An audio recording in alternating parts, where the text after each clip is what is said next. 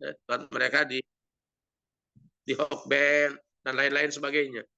Nah, ini kemudian membuat kita harus belajar bahwa sesungguhnya kalau kita berbicara soal hijrah, kita bicara soal kaderisasi.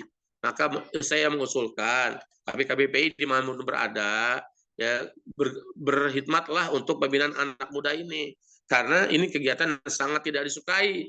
Kalau hari anak yatim ngumpulin sembako, hadiah, wah bejibun, masjid bejibun, langgar bejibun, tapi pembinaan sangat sulit.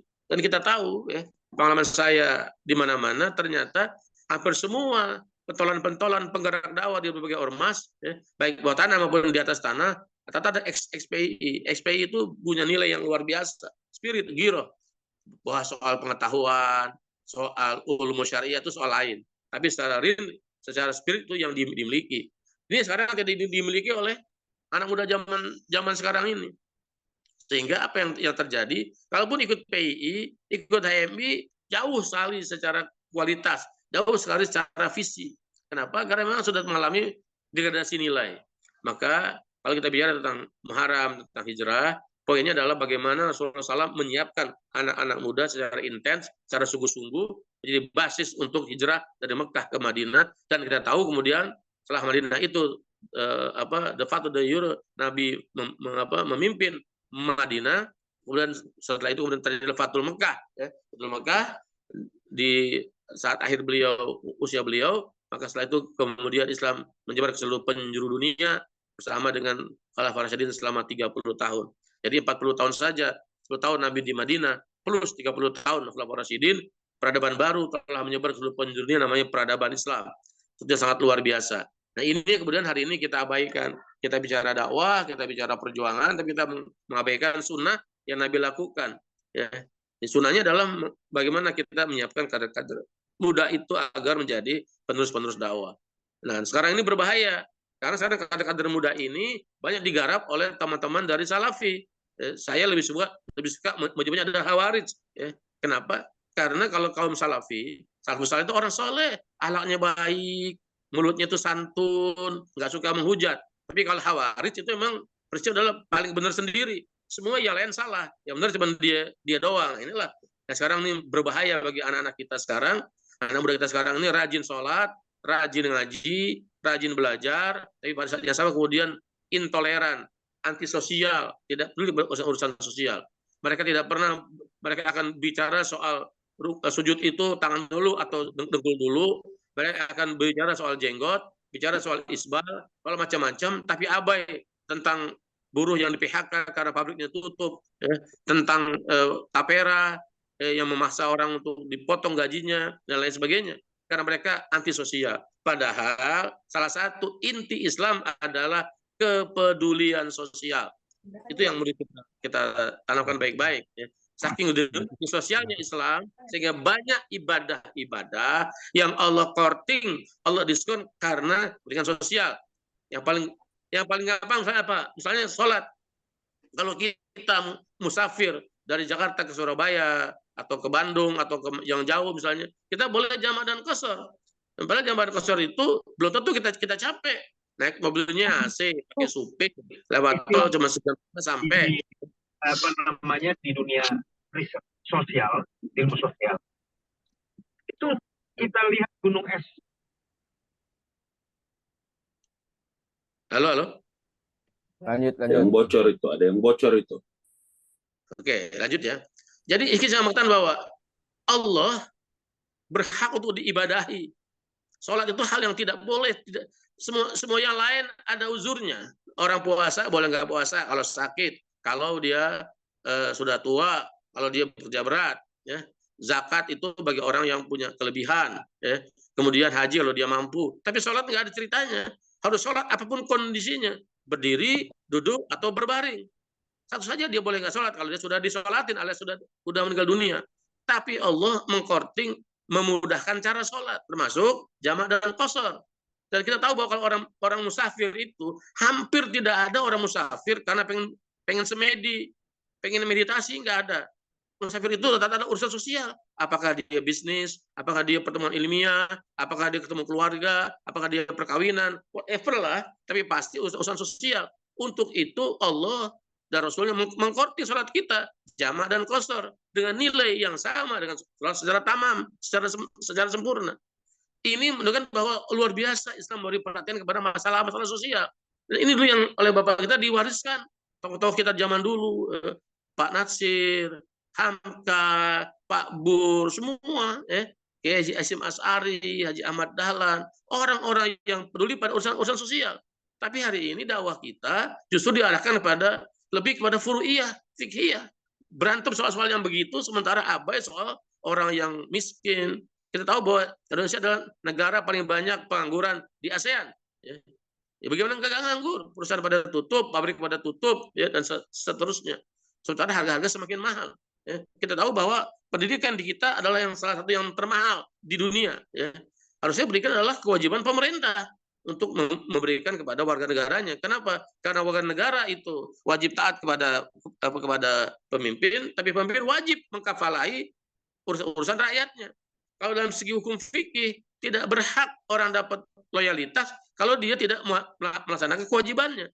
Jadi kalau pemerintah misalnya tidak bisa memberikan pendidikan yang layak, kesehatan yang layak, pekerjaan yang layak, dia haknya buat ditaati gugur dengan sendirinya.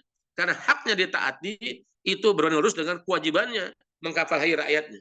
Nah ini yang barangkali perlu kita tanamkan pada kita semua, dan itu tidak bisa hanya simsalabim belum berhasilan atau ketidakberhasilan 212 dan seluruh gerakan yang lain adalah karena yang mengikutinya yang ada orang-orang tua, ya, orang kayak Ustadz Ahmad, ya, yang udah jenggotnya putih, udah kayak kakek seperti saya, yang lain-lain itu orang-orang, Bu Wiwin itu orang-orang udah tua, ya. Tapi kita kehilangan anak-anak muda sekarang. Maka saya mengajak di kajian pagi ini, KBPI dimanapun berada, ayo kita concern, ya, kita inisiasi, kita concern untuk membina anak muda. Karena PI punya satu kelebihan yang orang tidak miliki, giroh yang luar biasa, konsistensi dalam memperjuangkan Islam. Kalau ini kita bisa gabungkan, insya Allah ke depan kita masih bisa berharap anak-anak muda kita menjadi kader-kader yang luar biasa. Sekarang itu poin pertama kajian pagi ini. Kalau ada mau sharing atau dialog, saya persilakan, tafadhol. Syukran. Baik, makasih Ustadz. Ada waktu sekitar 22 menit lagi ya untuk bisa kita sharing. Alhamdulillah, hijrah adalah satu nama tahun buat kaum muslimin yang diambil dari perjalanan Nabi Muhammad SAW dari Mekah ke Madinah yang penuh perjuangan dan inspirasi buat kita semua. Berbeda dengan nama tahun Masehi, ya, dari mukjizat, ya, sehingga orang mengharap mukjizat. Tapi kalau hijrah inspirasi untuk tetap berjuang, melakukan satu perubahan-perubahan yang sangat luar biasa. Baik, Bapak Ibu sekalian yang akan menanggapi, bertanya, sharing, silahkan nanti raise hand ya. Ini yang pertama saya persilahkan dari Jahrowi, ini Bapak atau Ibu, silahkan yang sudah raise hand. Pak Jahrowi, silahkan. Assalamualaikum warahmatullahi wabarakatuh. Waalaikumsalam warahmatullahi wabarakatuh. Ya, langsung. Ya, perkenalkan dulu ya, ini baru pertama ikut masalahnya. Saya Jahrowi Bantul, ikut PII tahun 76, itu menjadi sekretaris komisaris di PII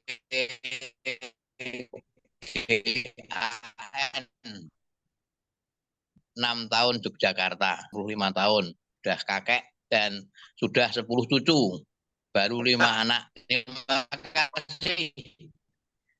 Terima kasih Pak Moderator. Pertama mudah-mudahan nanti berlanjut. Dan saya haturkan doa sebelumnya, semoga peserta ini semua bisa awet tua, sehat, manfaat. Tadi terkait dengan masalah hijrah, ya, ini saya memang merasakan kalau Rasulullah Muhammad SAW itu hijrah dari Makkah ke Madinah, selanjutnya bisa mengubah jahiliyah menjadi rahmatan lil alamin. Namun sekarang kenapa berbalik dari dulu rahmatan lil alamin menjadi jahiliyah modern? Ini permasalahan serius dan ini dampak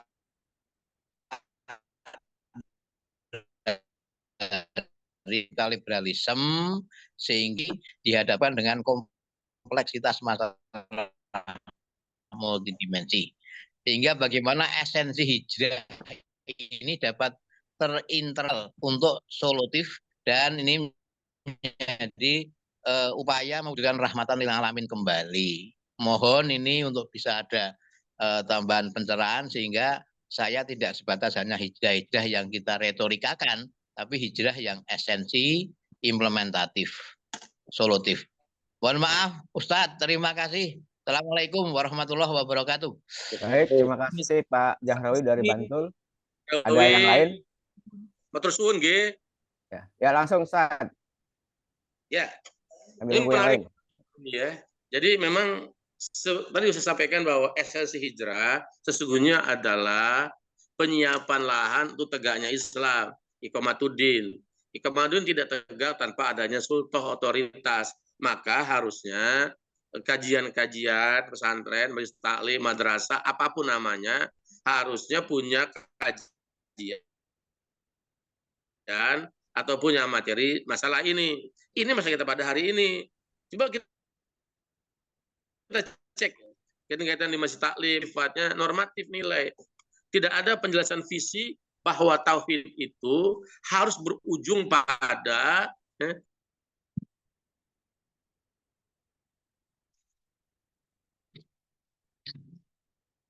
termute saat ininya diulang termute. Tolong dibuka mic-nya Saat Jenal. Oke. Apa? Udah terdengar? Udah? Sudah? Ya, lanjut. Sudah. Afan. Jadi saya jawab sama Pak Jahrawi tadi, alhamdulillah ini kita bisa bertemu. Jadi esensi hijrah adalah pada penyiapan lahan untuk tegaknya Islam, iqamatuddin. Iqamatuddin tidak tegak tanpa adanya sultan. Sultan tidak akan tegak tanpa adanya amal jama'i. Amal jama'i tidak bisa tanpa ada kader-kader yang memulai, yang berinisiasi. Dan sirah nabawiyah kepada kita menjelaskan bahwa kata kuncinya adalah ada pada anak-anak muda. Sebenarnya pilihan PI dulu dengan basic training, intra, advance, dan seterusnya, itu luar biasa. Kita boleh cek sampai hari ini, orang-orang ada di Muhammadiyah, di Persi, di mana-mana, jadi penggerak itu pernah bersetujuan dengan PI. Tapi kita tahu bahwa PI sejak tahun 2000-an ke sini telah mengalami yang namanya impotensi, pemandulan. Lembaganya ada, orangnya ada, tuturnya ada, tapi potensinya sudah mandul. Kita bayangkan misalnya ada orang tuh maco, ganteng, kaya, tinggi, atletis, tapi mandul. Mana ada perempuan yang mau sama dia, kecuali yang matre, ya. Karena setiap perempuan menikah pasti pengen punya anak, gitu. Kalau orangnya maco, ganteng, kaya, tapi mandul nggak mau. Itu sering terjadi pada kita. Kita dimandulkan oleh sistem di mana pengajian marak, ya, kajian marak di TV luar biasa tiap pagi, tiap subuh, tapi mandul karena tidak pernah bicara soal bagaimana kita harus menguasai otoritas. Akhirnya apa yang terjadi? Sekarang ini kekuasaan dipegang oleh orang-orang sekuler, orang-orang liberal tadi. Ya. Kenapa? Karena orang-orang yang mengerti agama tidak punya niat. Kalaupun ada, kemudian tergoda oleh godaan dunia, tahta harta wanita, lalu menjadi rusak. Nah, makanya saya mengajak di kajian pagi ini, kawan-kawan semua ABPI, ayo kita concern, kita peduli pada pembinaan kaum muda. Sekecil apapun kalau kita lakukan, insya Allah ke depan akan sangat berguna sekali. Gitu. Nah, jadi hijrah secara ma'nawiyah adalah kita sudah paham dari kemusyrikan kepada tauhid, dari maksiat kepada taat, dari dosa kepada kebaikan dan seterusnya. Tapi yang paling pokok adalah kita juga harus menyiapkan bukan saja secara mental hijrah, juga membuat bangunan. Apa bangunannya? Ada asasnya, ada akarnya. Apa akarnya? Itu adalah kaum muda. Karena kaum muda ini adalah di mana-mana. Kita baca Quran coba. Ashabul Kahfi, innahum fityatun amanu biwajhitul huda. Mereka adalah anak muda yang fityatun amanu birabbi. Fityah, anak muda. Kemudian kita lihat Yusuf alaihissalam anak muda, Musa alaihissalam anak muda. Semua adalah anak-anak muda. Kenapa? Karena anak muda itu punya kapasitas yang luar biasa, punya nyali yang luar biasa, punya daya tahan yang luar biasa. Kita ini sudah tua, ya. sehebat apapun kita punya ikhtiar, punya semangat, tetap dibatasi oleh umur, faktor U. Nah, ini yang sekarang kita lihat, mandulnya PII, mandulnya HMI, mandulnya GPI sekarang. Bayangkan sekarang di GPI, orang udah 50 tahun masih anggota GPI. Ya. Nah, dulu kita tahu bahwa zaman kita dulu, misalkan Pak Zarawi, teman-teman yang lain, kita usia belasan tahun masih SMA, sudah bisa ya menggerakkan masjid, menggerakkan musola, menggerakkan Karang Taruna, menggerakkan RT/RW dan seterusnya. Nah, ini barangkali yang harus kita tetap. Tadi saya katakan bahwa alasannya ada fenomena yang sangat berbahaya, fenomena orang ngaji, orang belajar Islam, tapi semuanya sekedar kalau bahasa saya adalah garukin gatel. Gatelnya digaruk enak, ya, tapi tidak menyembuhkan penyakit. Nah, ini barangkali mesti kita kembalikan kepada esensi tadi. Saya kira itu, Pak Habib. Baik. Ada lagi yang mau menambahkan atau bertanya? Ini ada dari Sultan nih, KSP, Pak Ali Muhtar, ada yang mau komentar? Terima kasih. Subhanallah. Oke. Ustadz Ahmad Zainal, terima kasih. Assalamualaikum warahmatullahi wabarakatuh. 2 menit ya. Teman-teman semua, terima kasih. Minta maaf saya agak telat. Konsep hijrah itu sebetulnya kalau dilihat dari surat An-Nisa itu, ya Ustadz, ya ini kita share aja, kita share. Kalau di dalam kajian ilmu tafsir, ya di An-Nisa berapa itu? 99 itu. A'udzubillahi minasyaitonir rajim. Wa may yuhajjir fi sabilillah yajid fil ardi muraghaman katsiran wasa'ah. Wa may yakhruju min baiti muhajiran ila Allah thumma yudrikumul maut faqad waqa'a ajruhu ila Allah. Coba lihat di An-Nisa ayat 99. Oh, kalau 99 bukan itu bunyinya, Ustaz. Baik. Faulaika asallahu ayyaku. Nah, itu bunyinya. 99 apa berapa? Berapa? 100 ya. Ayat 100 ya. Coba lihat. 99 apa 100? Coba lihat di situ. Itu ya seperti ya, ini itu ya. 100. Pama yuhajir. Ya. Dan Ustadz. Lanjut.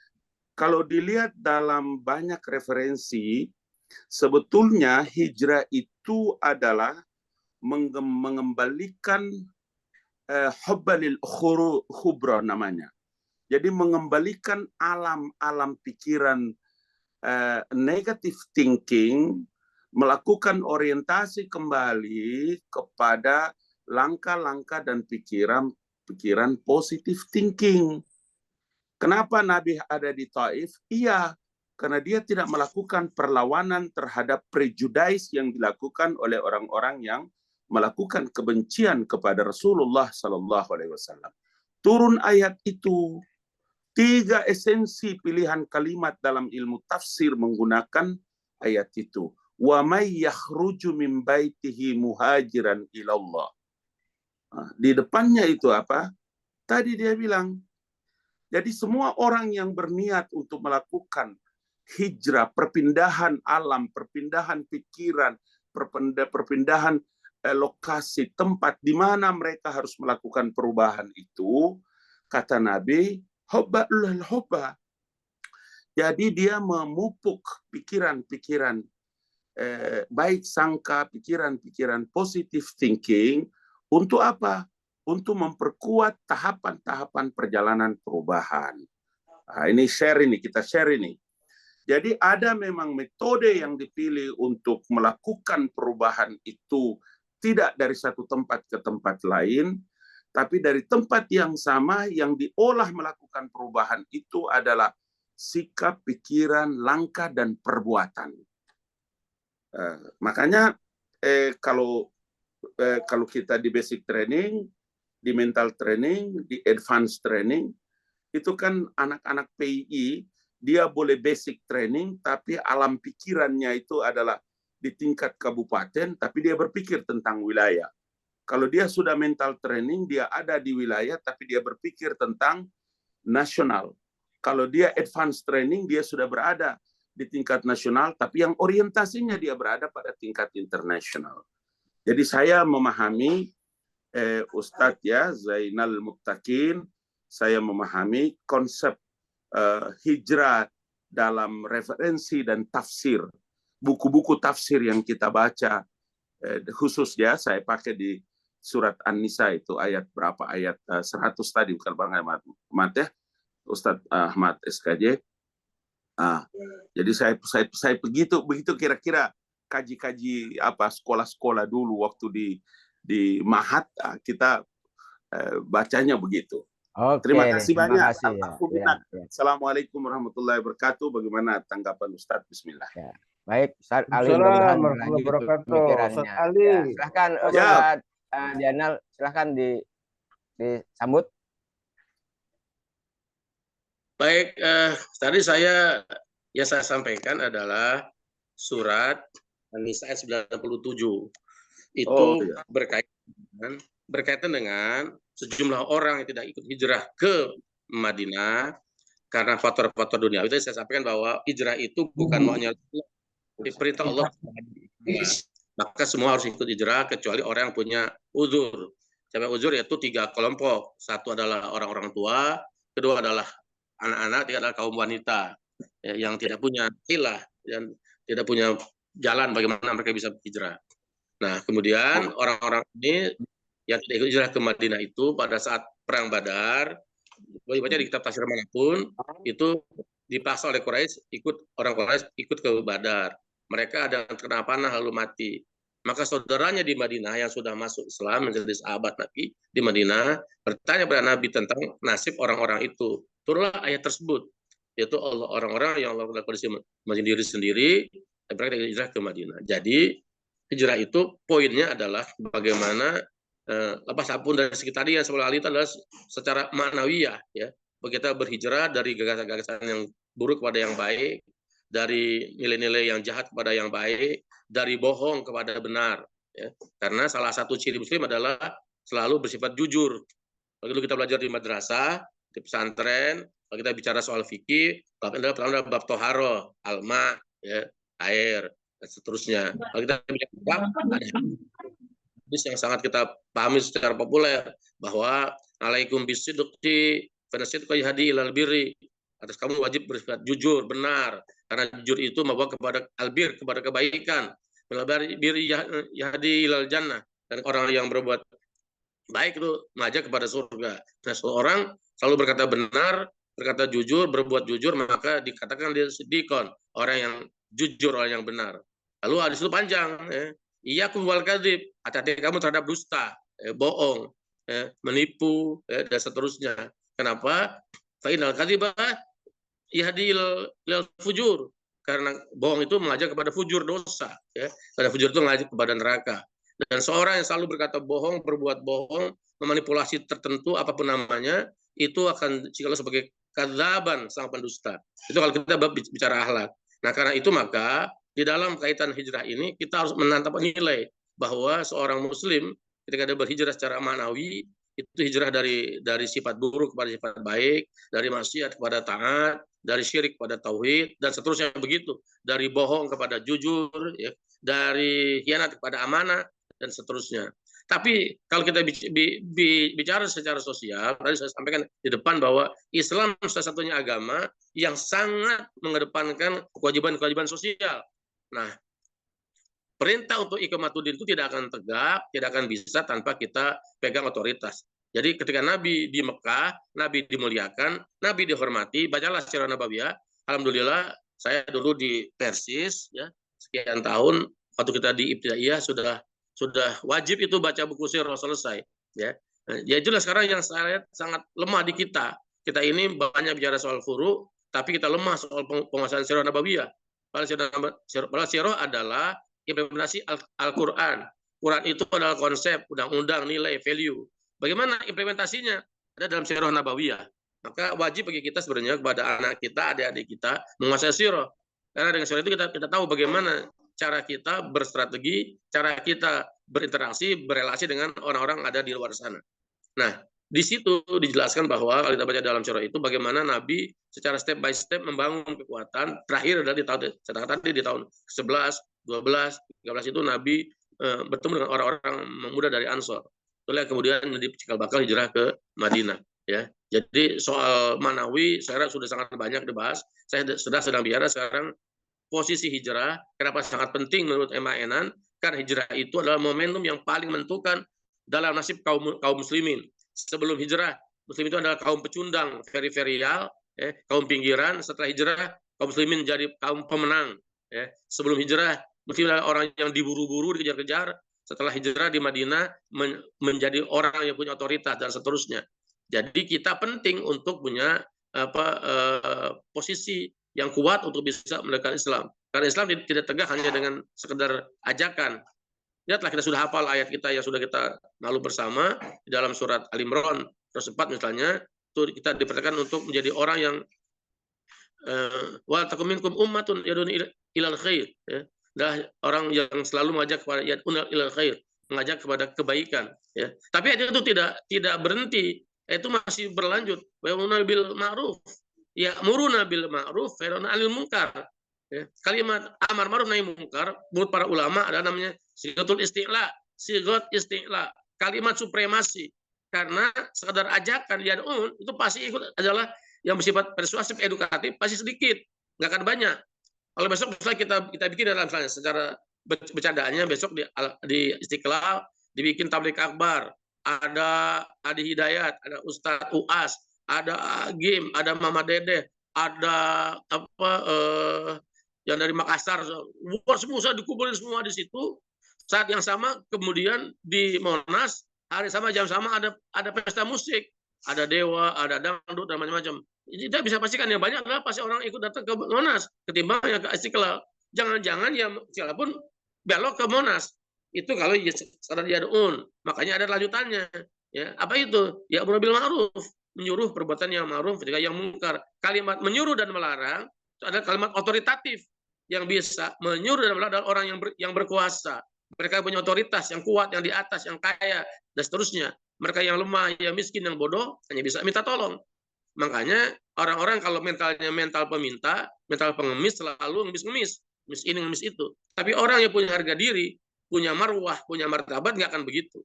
Nah itu barangkali yang ingin saya sampaikan bahwa jadi kaitannya adalah kalau kita bicara pagi ini tentang hijrah dan kaderisasi, saya ingin mengingatkan bahwa jangan sampai kemudian kita ini setelah dibina sekian banyak, kemudian sekian lama di media seterusnya kita tergoda oleh tarikan-tarikan, maka kita kembali kepada asas kebenaran. Ya, tanyakanlah pada kita sendiri, ya, bagaimana cara kita berhubungan dengan Allah Subhanahu Wa Taala.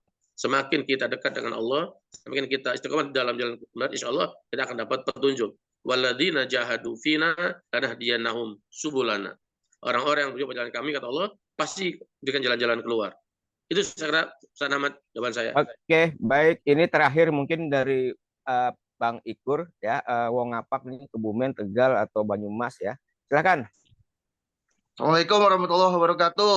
Mohon izin dengan izinnya Ustaz Zainal, Kak Haluk, tambah nggak bertemu.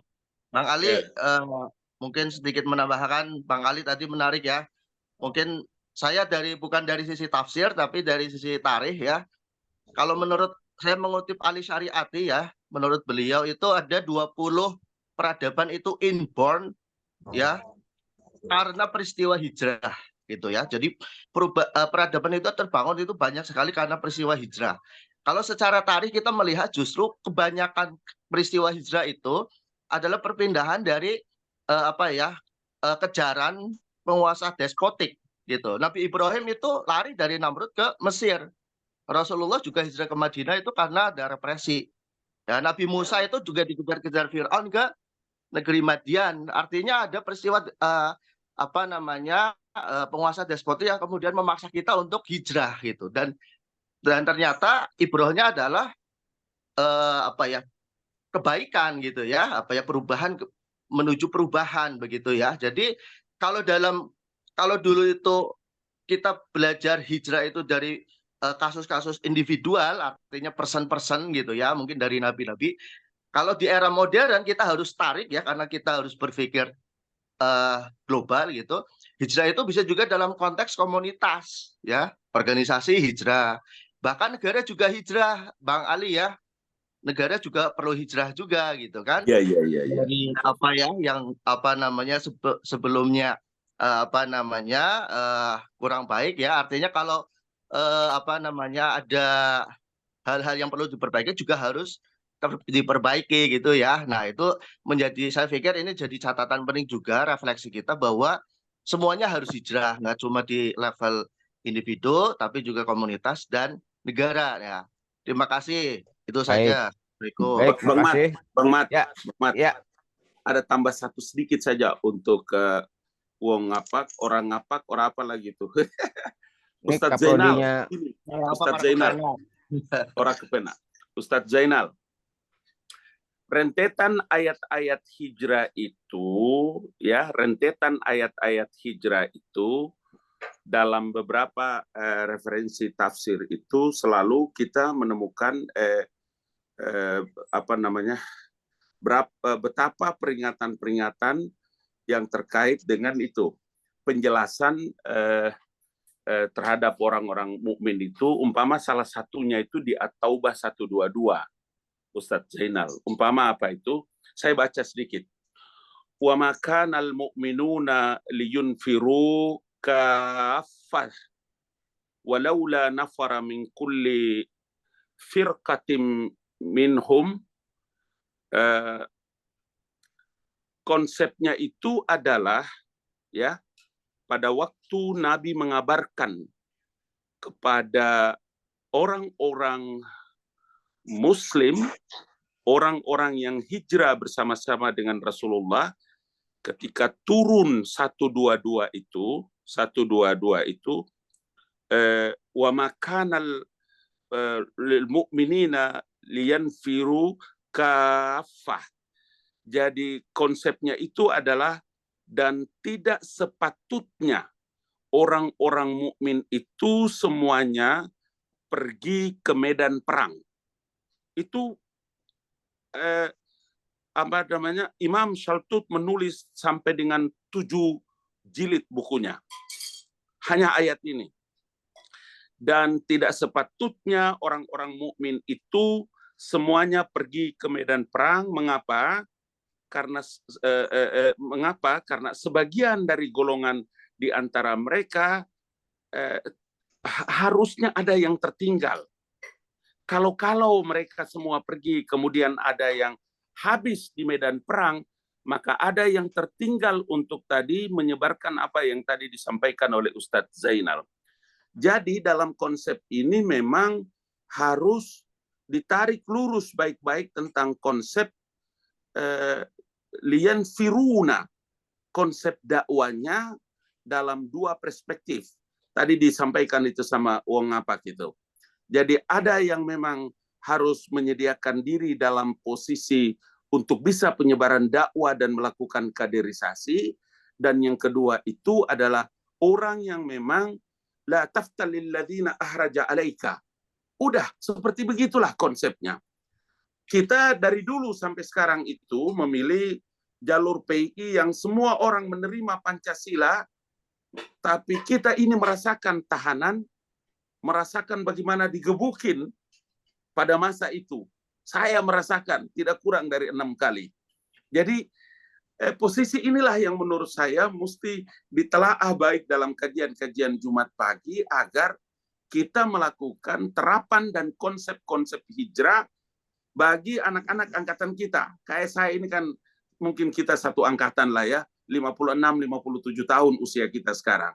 Tapi dari basic sampai dengan latihan instruktur, dari pengurus komisariat sampai dengan pengurus besar PII Mental 8. Kira-kira begitu pikiran baik, saya. Pak Ali Mukhtar. Silahkan Ustadz Zainal sekalian closing statement dan merespon ya. Indonesia perlu hijrah nggak? Apa Indonesia itu? perlu hijrah nggak? Indonesia perlu hijrah nggak? Ya, udah. Oke. Oke. Silahkan Ustadz Zainal sekalian closing statement karena sudah jam 7 lewat ya. Bagi teman-teman yang lain ada pekerjaan yang lain. Silahkan Ustadz Zainal. Inilah hebat anak PII. Kalau nggak ngomong sakit dia, ya. Jadi emang PII dilatih buat banyak ngomong. Ya hebatnya di situ emang. Kasih aja terong langsung berbicara dia. Nggak usah pakai speaker. Bercanda, jangan masuk hati, bercanda ya. Jadi saya ingin tanggapi tadi bahwa menarik tadi Wong apa juga Saudara Ali. Jadi saya ulang bahwa kalau kita bicara tentang konsep Islam, pasti dia sistemik. Tadi saya katakan bahwa tadi Ustaz itu betul. Jangan semuanya pergi berjihad, berperang. Harus ada orang yang ya tafaqahu fiddin, mempelajari agama agar orang-orang yang pulang nanti itu agar bisa diberikan liyundiru qaumahum, agar bisa diberikan peringatan kepada mereka. Itulah konsep ya. Nah, sekarang sedang kita bicara bukan di bab itu, tapi kita sedang bicara bagaimana agar nilai hijrah itu menginspirasi kita. Tadi disampaikan oleh Wong Ngapak ya, bagaimana semua kita bisa pergi, bisa pindah ke yang lebih baik. Sebenarnya tidak ada masalah orang ada dimanapun, mau jadi oposan, mau jadi dalam kekuasaan, yang penting on the track. Ya, yang tidak boleh adalah seperti tadi saya sampaikan di dalam pembukaan, bagaimana kisah Musa alaihissalam ulang-ulang. Coba antum baca Quran. Yang paling banyak adalah kisah Nabi Musa alaihissalam diulang-ulang, ya, dan kisah iblis. Nah, kenapa iblis itu adalah domainnya ada di dalam hati yang merusak hati manusia. Nah, Musa dan Ibrahim adalah sistemik, sistem kekuasaan yang merusak. Nah, jangan sampai misalnya ada orang-orang yang mengerti agama, memakai atribut agama dengan dalil-dalil agama, kemudian jadi Balaam, ya, ulama yang kemudian jadi pendukung Firaun. Itu yang berbahaya. Karena itu mari kita di posisi apapun yang saya katakan tidak mungkin din tegak tanpa sultan, tanpa otoritas. Maka semua kita harus berusaha. Kalau nggak bisa 10 ya 9. Bisa 9 ya 8. Nggak bisa 8, 7, dan begitu seterusnya. Hatta cuma nilai 1 poin, kita harus berusaha menegakkan din. Yang berbahaya adalah jika kemudian terjadi tadi disebut dengan despotit ya, atau nepotisme dan macam-macam. Ketika kemudian kekuasaan itu berkelindan dengan kepentingan, dengan nilai-nilai agama, dengan ketamakan, kerakusan, lalu kemudian dalil-dalil dipakai untuk menjustifikasi. Itu yang berbahaya. Jadi bagi saya, kawan-kawan dimanapun nggak ada masalah. Yang penting jangan sampai kemudian dia menjustifikasi, dan dasarnya adalah apa? Sidik, jujur, benar. Kalau orang udah bakatnya bohong, dari muda suka memanipulasi tertentu, tentu berbahaya ya, kalau dia menjadi pemimpin. Saya kata tadi bahwa kalau kita belajar fikih di pesantren di madrasah, pertama adalah bab toharo, alma. Kalau kita belajar akhlak, pasti hadis itu tadi yang saya sampaikan. Alaikum bisidqi, atas kamu kewajiban bersikap jujur. Jadi bari kawan sekalian, saya berterima kasih diberi kesempatan untuk menyampaikan kajian pagi ini. Ya mungkin saya lebih tua sedikit dari saudara Ali. Ya, saya 61 tahun. Ya, saya di Jakarta dan saya tidak sampai kepada pengurus besar. Saya ini cuma orang bawahan ya, dari komisariat, kemudian sampai di pengurus wilayah Jakarta. Ya, tapi kami mengalami di masa-masa dulu sulitnya di zaman Orde Baru ya, bersama para senior kita semuanya. Jadi saya kira inspirasinya adalah bagaimana kita menularkan atau memberikan pencerahan kepada kita semua dan adik-adik kita semua agar kembali kepada khitabnya, orang-orang yang berjuang di jalan kebenaran. Saya sampaikan dengan kalian itu adalah waladina jahadu fina lanahdiyannahum subulana. Orang-orang yang berjuang pada jalan kami, kata Allah, insya Allah berikan jalan-jalan keluar, dan mudah-mudahan kita semua tahu bagian orang-orang tersebut. Demikian, wabarakatuh. Assalamualaikum. Baik, terima kasih Ustadz Zainal, Bapak dan Ibu sekalian, Kak Yunda yang hadir pada pagi hari ini dari Sabang sampai Merauke, ya, dari Papua, dari berbagai macam wilayah. Alhamdulillah relatif lengkap pada pagi hari ini. Ya. Dari Manado juga, dari Amerika ya, juga. Kan sudah dari Sabang sampai Merauke, Bung. Dari rumah sampai istana. Ya, baik. Terima kasih. Semoga bermanfaat. Kesimpulannya adalah bahwa hijrah adalah perubahan.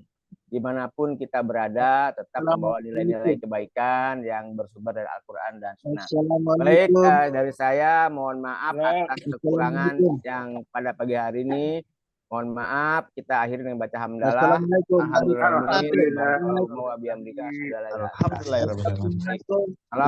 warahmatullahi wabarakatuh. Silahkan yang mau curhat-curhat. Ada mau ngobrol. Assalamualaikum. Ya, silahkan yang mau curhat-curhat. Ya, silahkan. Assalamualaikum. Mas, amannya? Mana background-nya? Di mana ini, Mas? Ya, di rumah. Oh, di rumah.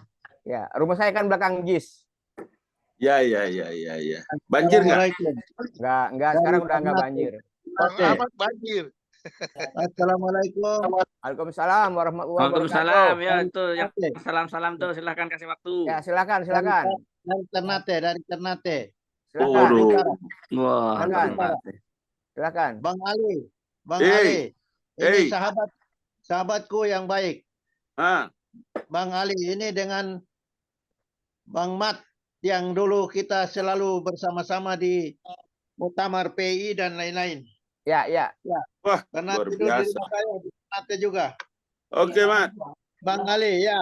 Ah, Saya Ustadz Zainal, saya ada melihat ini seperti konsep hijrah ini dalam kaitan dengan kehidupan kita hari-hari lah ya. Bagaimana kalau ada yang sudah baik sekali, tapi ternyata dia melihat situasi dan kondisi dalam hal Suaranya ini nge-lag-nya apa karena yang lain. internet saya Yang lain itu mungkin ada hal-hal yang tidak bagus, tapi dia mempertahankan kebagusannya itu